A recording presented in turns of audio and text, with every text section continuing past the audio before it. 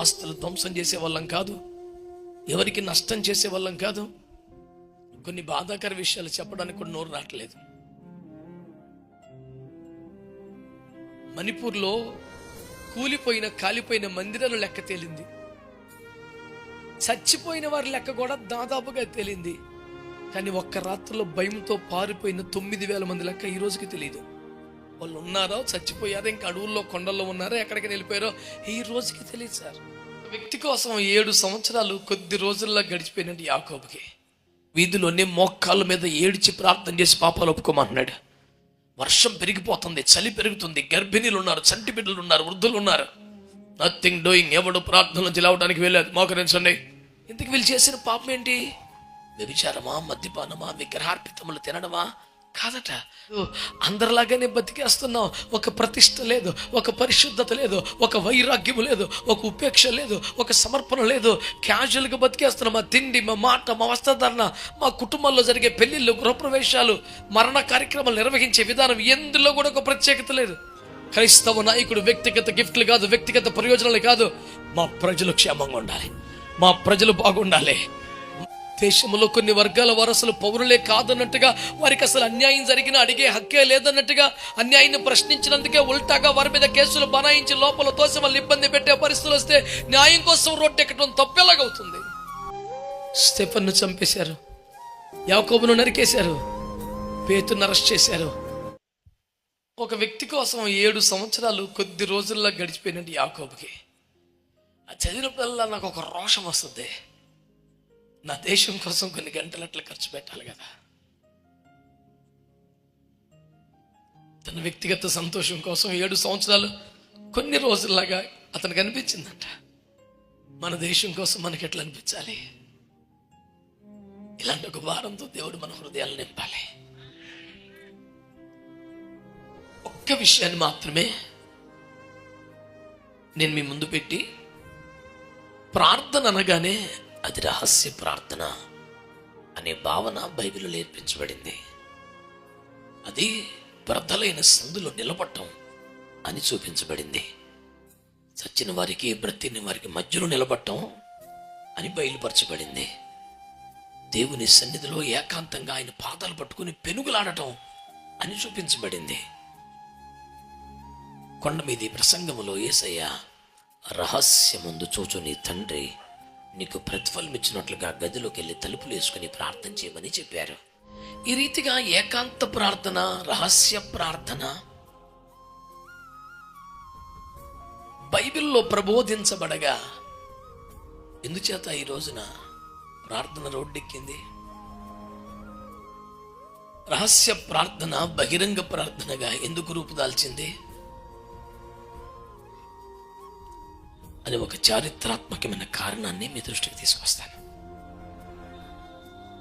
చాలా సునిశ్చితమైనటువంటి అంశాన్ని మీరు పరిశీలనాత్మకంగా వినాలి. మీరు బైబిల్ తీసి చదవక్కర్లేదు. ఆ ధీమాతోనే రీడబుల్ లైటింగ్ ఏర్పాటు చేయలేదు నేను. మోకాలు కనబడితే చాలు అన్నట్టుగా, పెద్ద పనే ఉండదు అనే ఉద్దేశం. ఏకాంత ప్రార్థన, రహస్య ప్రార్థనలన్నీ బైబిల్లో మీకు చూపించాను. అదే బైబిల్లో నుంచి ఇంకొన్ని ప్రార్థనలు చూపిస్తాను, చదవక్కర్లేదు. ఎజ్రా గ్రంథము 10వ అధ్యాయం 1వ వచనంలో దైవజనుడని ఎజ్రా ఇశ్రాయేలు ప్రజలందరినీ, వేలాది జనాన్ని యెరూషలేము మందిరపు వీధిలోకి నడిపించాడు. గుళ్ళోకి రానివ్వలేదు.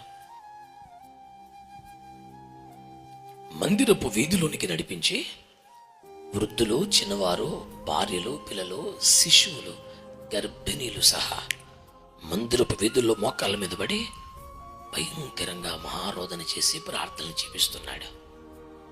ఇట్లుండగా అందరూ ప్రార్థనలతో మహాశోకముతో ఏడుస్తున్నారు.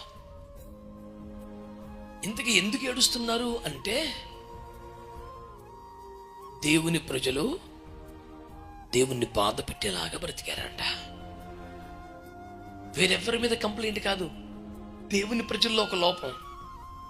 వాళ్ళు చేసిన ఒక పాపాన్ని గురించి విని ఉన్న చోటనే కుప్ప కూలిపోయి శ్రమ తీరా దినమంతా ఏడ్చి చుట్టూ పీక్కొని గడ్డాన్ని పెరికేసుకొని బట్టలు చింపుకొని బూడిద పోసుకొని రోజంతా ఏడ్చాడంట. ఏడ్చినాక పదండి గుడి దగ్గర పదండి, అందరూ మీ సంగతి చెప్తాను తీసుకొచ్చాడు. తీసుకొచ్చి మందిరంలోకి రానివ్వకుండా మందిరపు వీధులు మోకరింపజేసి వాళ్ళతో ప్రార్థన చేయించాడు. మా తప్పే పాపమే క్షమించండి బాబు అని చిన్నలు పెద్దలు అందరూ గొల్లు పెట్టుకుని ఏడుస్తున్నారు.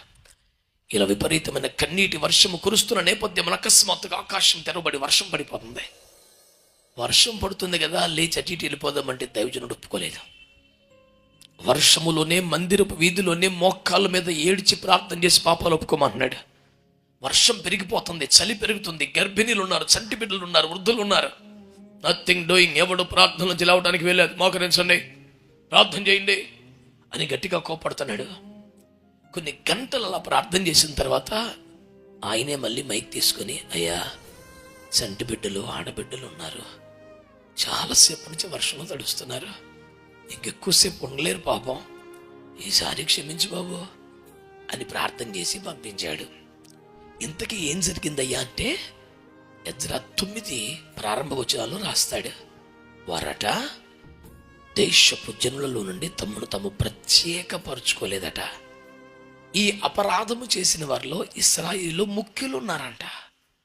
అంటే క్రైస్తవ నాయకులు ఉన్నారు, క్రైస్తవ పెద్దలు ఉన్నారు, పెద్ద పెద్ద సంఘాల అధినేతలు ఉన్నారు. ఇంతకు వీళ్ళు చేసిన పాపం ఏంటి? వ్యభిచారమా, మద్యపానమా, విగ్రహార్పితములు తినడమా? కాదట. దేశపు జనుల్లో నుండి తమను తాము ప్రత్యేకపరచుకోలేదు. అంటే రహస్య ప్రార్థన రోడ్డెక్కిన కారణం ఏంటి తెలుసా? మందిరంలో ఏడ్చేవారు మందిరపు వీధిలో పడి ప్రజలందరూ చూసినట్లుగా మా తప్పే, మాది పొరపాటే, మాది పాపమే, క్షమించమని ఏడ్చిన కారణం ఏంటి తెలుసా? నీ బిడ్డలమయ్యిండి కూడా మేము వేరుబాటు జీవితం సాధన చేయట్లేదు, మేము ప్రత్యేకంగా బతకట్లేదు, అందరిలాగానే బతికేస్తున్నాం. ఒక ప్రతిష్ట లేదు, ఒక పరిశుద్ధత లేదు, ఒక వైరాగ్యం లేదు, ఒక ఉపేక్ష లేదు, ఒక సమర్పణ లేదు. క్యాజువల్గా బతికేస్తున్నాం. మా తిండి, మా మాట, మా వస్త్రధారణ, మా కుటుంబాల్లో జరిగే పెళ్లిళ్ళు, గృహప్రవేశాలు, మరణ కార్యక్రమాలు నిర్వహించే విధానం, ఎందులో కూడా ఒక ప్రత్యేకత లేదు. అంత సాధారణ మనుషులు చేసినట్లే జరిగిపోతుంది. ఇలా జరగకూడదు కదా. నీ కొరకు ప్రత్యేకమైన వాళ్ళంగా బ్రతకాలి కదా. అంటే క్రైస్తవులు నడి వీధిలోకి వచ్చి పశ్చాత్తాపడి, బాహాటంగా రొమ్ము కొట్టుకుని పశ్చాత్తాపడి ఒప్పుకొని ఏడ్చి చేయవలసిన బహిరంగ ప్రార్థన ఏంటో తెలుసా? మాకు వేరుపాటు జీవితాన్ని కోల్పోయాం, ప్రత్యేక జీవితాన్ని కోల్పోయాం, ప్రతిష్ఠిత జీవితాన్ని కోల్పోయాం. ఇక మీదట అలా చేయం ప్రభువా, ఈ రోజు మొదలుకొని నీకు ప్రతిష్ఠితులంగా జీవిస్తాం, ఒక సమర్పణలో బ్రతుకుతాం, ఒక ప్రత్యేకంగా బ్రతుకుతాం, వేరుబాటు జీవితాన్ని సాధన చేస్తాం అని తీర్మానము మోకాళ్ళ మీద కన్నీళ్లతో చేయడానికి రోడ్డెక్కించాడు దేవుడు. మందిరాల్లో ప్రార్థన చేసిన మనం ఎందుకు రోడ్డెక్కామో తెలుసా? ఇకనైనా వేరుబాటు జీవితం సాధన చేస్తానని. ఇటువైపు నుంచి సౌండ్ తక్కువ వచ్చింది. మీరు మూర్ఖులకి తరం వారికి వేరైతేనే రక్షణ. అపోస్తలులు 40. వారి విధులు సకల జనుల విధులకు వేరుగా ఉన్నాయి, ఉండాలి. ఎస్తేరు 3:8. వారు ఒంటిగా నివసించు జనము జనములలో లెక్కించబడరు. సంఖ్య 23:9. ఎక్కడ రాజీ పడకూడని వచనాలు ఇవన్నీ కూడా. దేవుని కొరకు ప్రత్యేకంగా జీవించాలి. మనం అందరినీ ప్రేమించాలి, అందరితో సమాధానంగా ఉండాలి, అందరి కొరకు ప్రార్థించాలి, దేవుని కొరకు ప్రత్యేకంగా బ్రతకాలి. మన కొరకు మృతి పొంది తిరిగి ఇచ్చిన క్రీస్తు కొరకు బ్రతకాలి. మన మాట, మన వస్త్రధారణ, మన నిర్ణయాలు, మన వ్యవహారాలు పూర్తిగా పూర్తిగా పూర్తిగా ఆత్మ సంబంధంగా ప్రత్యేకంగా మారిపోవాలి. అలాంటి ఒక తీర్మానం బహిరంగంగా నడి రోడ్డు మీద ప్రజల ఎదురు తీసుకోవడానికి దేవుడు మనం తీసుకొచ్చాడు. మీలో ఎంతమంది ఇలాంటి నిర్ణయం చేయగలరు ఈ రాత్రి? ఈ రోజు నుంచి నేను ప్రత్యేకంగా జీవిస్తానని తీర్మానం కలిగిన వారు yes I will అనండి. ఇది మీ హృదయంలో చేసుకున్న తీర్మానమేనా? మరి అందుకోసం చెప్పారా? మీరు అనాలోచితంగా దేవుని సన్నిధిలో మాట్లాడకూడదు సుమి. నీ మాట అవునంటే అవును, కాదంటే కాదుగా ఉండాలి. ఇదొక మొక్కుబడిలా ఉండాలి, ఇదొక సమర్పణలాగా ఉండాలి. శపథము భూని ప్రమాణము చేయటకే నెహెమ్యా కాలంలో ఇశ్రాయేలు దేవుని సన్నిధిలో సమకూడినట్టుగా ఈ రాత్రి మీరు ఒక శపథం పూని ప్రమాణం చేయడానికి ఇక్కడికి పిలువబడ్డారు. ఏమని? మా మాట, మా చూపు, వస్త్రధరణ, మా భక్తి, ఆరాధన, ప్రార్థన, మా ఇంట్లో జరిగే కార్యాలు అన్ని దేవుని కొరకు వాక్యానుసారంగా వేరుగా ఉండాలి, ప్రత్యేకంగా ఉండాలి, మాదిరిగా ఉండాలి, ఆదర్శంగా ఉండాలి. మా కుటుంబంలో నాదే బాధ్యత అనే వాళ్ళు ఆమెనండి. ఇటువైపు నుంచి మా సంఘంలో నాదే బాధ్యత అనే వాళ్ళు అయ్యారు ఆమెను చెప్పండి. ఎందుకంటే వాళ్ళందరికీ 4-5 కుటుంబం, మనకు 100 కుటుంబాన్ని దేవుడిచ్చాడు. We are more responsible then any other test in this world. మన సంఘమును ఎజ్రా లాగా మనం నడిపించాలా? గట్టిగా ఆమేనండి. హల్లెలూయా. అవసరమైతే బహిరంగ ప్రార్థనలకు మనందరం సమకూడాల్సి వచ్చింది. నడి వీధిలో వర్షం వస్తుంది కూడా లెక్క చేయకుండా చంటి పిల్లలు, గర్భిణులు కూడా ప్రార్థనలో ఉండాల్సి వస్తుంది.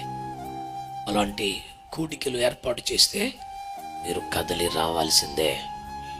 హలో హలో, నిజమేనా? బాహాటంగా దేవుని సన్నిధిలో శుద్ధీకరణ కూడికలు ఏర్పాటు చేస్తే మేము తరలి వస్తాం, కదలి వస్తాం అనేవాళ్ళు మాత్రం ఆమేన్ చెప్పండి. హల్లెలూయా, హల్లెలూయా. మీ స్పందన ఎట్లుండాలంటే మమ్మల్ని పెద్ద పెద్ద గ్రౌండ్స్ చూసుకునేలా చేయాలి. ఆమేన్. మీ స్పందన అట్లుండాలి. ఇక రెండవ కారణం, దైవజనుడు అనదగిన స్థాయిలో అతని సాహస కార్యాలు చరిత్ర గ్రంథంలో లిఖించబడ్డ స్థాయిలో పరిశుద్ధ గ్రంథంలో విఖ్యాతి నొందిన మొర్దెకై అనే ఒక వ్యక్తి ఉన్నాడు. ఆ ఎస్తేరు గ్రంథం ముగింపు అధ్యాయంలో మొర్దెకై చేసిన సాహస కార్యముల గురించి రాజుల వృత్తాంతముల గ్రంథములో రాయబడిందంటే దాని మీద నేను కొన్ని రోజులు ధ్యానం చేశాను. శాంసన్ చేసిన సాహస కార్యాలంటే ఓకే, దావీదు చేసిన కార్యక్రమాలు పోని, బెనాయా పోని, యోవాబు ఇలాంటి వాళ్ళు ఉంటారు. కానీ మొర్దెకై చేసిన సాహస కార్యముల గురించి రాజుల వృత్తాంతములు చరిత్రలో రాసి పెట్టేశారంటండి. ఎవడు చెరపడానికి వెళ్ళలేదు. ఏమే ఇంతకీ ఆయన చేసిన కొన్ని కార్యాలని తెలుసా? రాజవీధిలో మంచి బట్టలు తీసివేసి గోని పట్ట కట్టుకుని బూడిద పోసుకొని వచ్చాడు.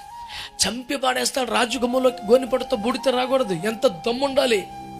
చచ్చిపోవటానికి తెగించి ముందుకు వచ్చాడు. మీరు ఆలోచించండి ఈ మాట. మన దగ్గర వంగకేయో నమస్కరించకేయో అంటే నేను చాలా దీన్ని తీవ్రంగా తీసుకుంటాను. మంచి విలువైన వస్త్రాలు తీసేసి గోనెపట్టు ధరించుకొని బూడిద పోసుకొని భయంకరంగా పశ్చాత్తాపడుతూ మహారోదనతో రాజు గుమ్మములు పడి ఏడ్చుకుంటూ చేస్తున్నాడంట. ఆ ఒక్క పాయింట్ మీద చంపేవతలు పడేస్తారు, శిక్షిస్తారు. మరణము కంటే దేవునికి ఎక్కువ భయపడేవాడు. దేవుని బిడ్డ, దేవునికి భయపడతావా, చావుకు భయపడతావంటే నేను దేవునికే భయపడతానని సావును ఆహ్వానించగలిగిన ధైర్యం కలిగిన వాడు నిజమైన దేవుని బిడ్డ. ఆమేన్, హల్లెలూయా. ఇతను నడి వీధులు పడి, రాజవీధులు పడి ఏడుస్తూ గోలబెట్టి కన్నీరు గచ్చి ప్రార్థన చేస్తుంటే, మహారోదన శోకం చేస్తుంటే రాణిగారికి తెలిసి, అయ్యో పాపం పాస్టర్ గారికి ఏంటి పరిస్థితి అని మంచి బట్టలు, రాజుగారి డ్రెస్సులు పంపించింది. రాణిగారు ఇచ్చిన కాను కదా అని తీసుకోలేదా? అమ్మా, మా దేశంలో భయంకరమైన చట్టం ఒకటి వచ్చింది. 127 సంవత్సరాల్లో చెదిరిపోయిన యూదులందరూ ఒక్క దినముందే చంపబడే ఒక జాతి వివక్ష చట్టం తయారు చేయబడింది. 127 సంవత్సరాలలో ఎక్కడ యూదులు అక్కడే ఒక్క రోజునే చంపేసే మరణ శాస్త్రం తయారైపోయింది. మెడ మీద కత్తి వేలాడుతుండగా, మా ప్రజలు బాధపడుతుండగా, అందరూ ఒక్క దినం ముందే చనిపోయే ప్రమాదకరమైన పరిస్థితులు ఉంటే నాకు గిఫ్ట్లు ఇచ్చి కూర్చోబెడతావా నన్ను? ఇప్పుడు కావాల్సింది ప్రజలకు పరిష్కారం, మాకు బహుమతులు కాదు.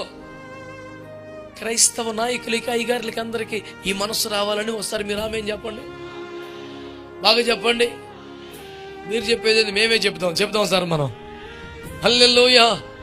క్రైస్తవ నాయకుడు వ్యక్తిగత గిఫ్ట్లు కాదు, వ్యక్తిగత ప్రయోజనాలు కాదు, మా ప్రజలు క్షేమంగా ఉండాలి, మా ప్రజలు బాగుండాలి. అంటే వాళ్ళందరూ మెడ మీద కత్తి వేలాడుతూ చచ్చిపోతుంటే నాకు గిఫ్ట్లు ఇచ్చి ఊరుకోబెడతావా?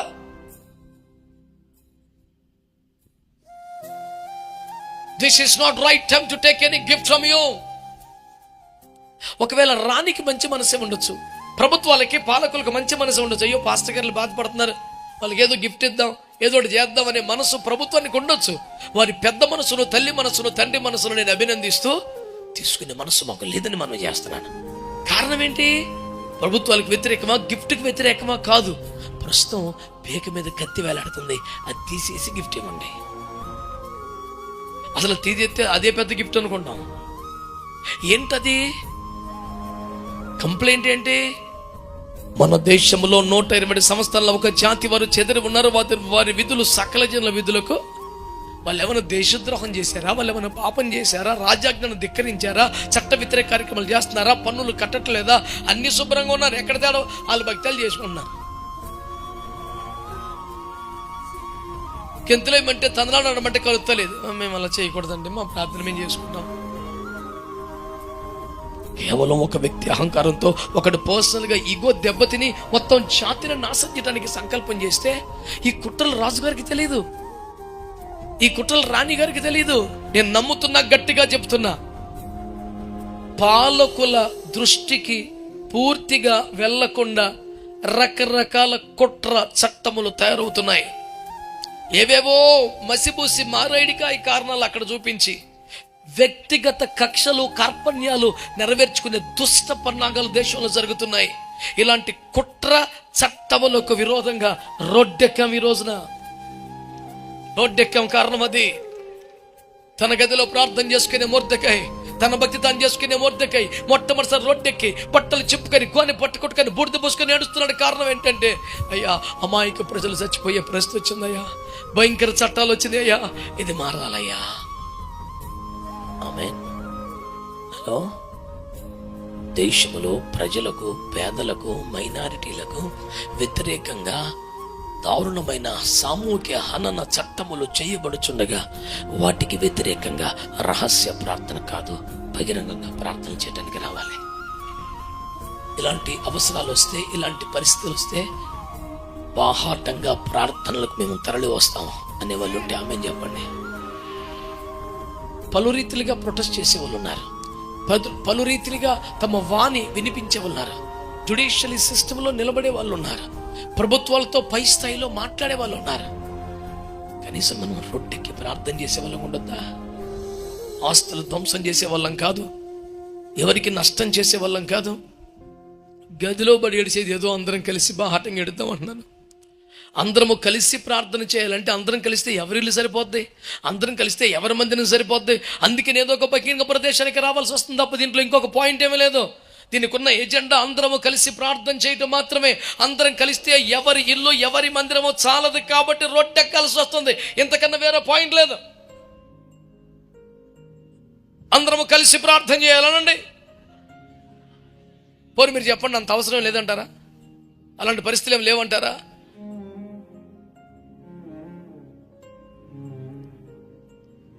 కొన్ని బాధాకర విషయాలు చెప్పడానికి కూడా నోరు రావట్లేదు. మణిపూర్లో కాలిపోయిన మందిరాలు లెక్క తేలింది. చచ్చిపోయిన వారి లెక్క కూడా దాదాపుగా తేలింది. కానీ ఒక్క రాత్రిలో భయంతో పారిపోయిన 9,000 మంది లెక్క ఈ రోజుకి తెలియదు. వాళ్ళు ఉన్నారో, చచ్చిపోయారో, ఇంకా అడవుల్లో కొండల్లో ఉన్నారో, ఎక్కడికి వెళ్ళిపోయారో ఈ రోజుకి తెలియదు సార్. అలాంటి అభాగ్యుల కోసం, శ్రమ బాధితుల కోసం ప్రార్థించాల్సిన అవసరం లేదంటారా? మాట్లాడరేమండి? చిన్న బిడ్డలా గౌరవాలు, మానవులు బలత్కరించబడుతుంటే రోడ్డెక్కి ప్రార్థన చేయొద్దా? దేశంలో కొన్ని వర్గాల వారసులు పౌరులే కాదన్నట్టుగా, వారికి అసలు అన్యాయం జరిగినా అడిగే హక్కే లేదన్నట్టుగా, అన్యాయాన్ని ప్రశ్నించినందుకే ఉల్టాగా వారి మీద కేసులు బనాయించి లోపల తోసి వాళ్ళు ఇబ్బంది పెట్టే పరిస్థితులు వస్తే న్యాయం కోసం రోడ్డెక్కడం తప్పెలాగవుతుంది?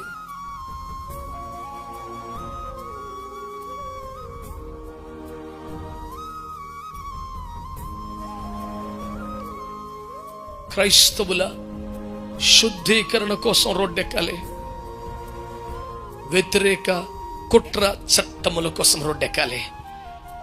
ఆమె నేనంటున్నాను, వ్యక్తిగత ప్రార్థనలు, కుటుంబ ప్రార్థనలు, సంఘ ప్రార్థనలకు అదనముగా అవసరమును బట్టి మనం బహిరంగ ప్రార్థనలకు సమావేశం కావలసిన సమయం వచ్చిందని నేను నమ్ముతున్నాను, పిలుపునిస్తున్నాను. మీలో ఎంతమంది ఏకీభిస్తారో వారు చెయ్యెత్తి ఆమేనని చెప్పండి.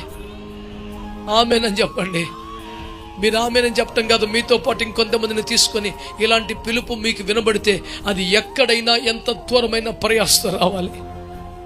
స్తోత్రం చెప్పండి. హల్లెలూయా. ప్రవేశించుట న్యాయ వ్యతిరేకముగా నన్ను ప్రవేశిస్తాను, నేను నశించదనని కొంతమంది కోర్టులు మెట్లెక్కుతున్నారు, పోలీస్ స్టేషన్ల మెట్లెక్కుతున్నారు, ముఖ్యమైన వ్యక్తులతో మాట్లాడుతున్నారు. కనీసం వారు కోసం మన ఊర్లో మనమైనా చేతులు ఎత్తపోతే ఎలా? హలో,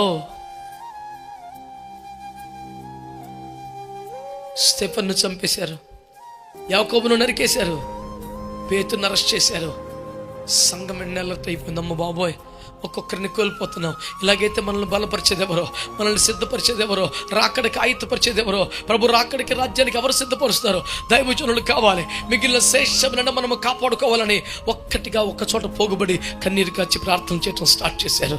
పరలోకం తెరవబడింది, దూతలు దిగి వచ్చారు, బంధకాలు తెగిపోయినాయి, అద్భుతాలు జరిగాయి. పరలోకపు జోక్యము జరిగే వరకు మనము ఒక్క చోట చేరి ప్రార్థించాల్సిన అవసరం ఉన్నది. ఆమేన్, ఆమేన్, ఆమేన్. చివరికి ఏలియా కూడా కర్మేలు కొండ మీదకి అందరినీ రమ్మన్నాడు. గుర్తుందా మీకు? మొదటి రాజులు 18. ఎక్కడో కెరీతు వాకు దగ్గర ఒక్కడే, సారీపతు మిద్దె మీద ఒక్కడే, కరిమేలు కొండలో ఒక్కడే. సడన్ గా రాజు గారికే రిక్వెస్ట్ పెట్టాడు, అందరినీ తీసుకురండి సార్ ఇక్కడికని. 450 మంది ప్రవక్తలు ఒక పక్క తను ఒక్కడే.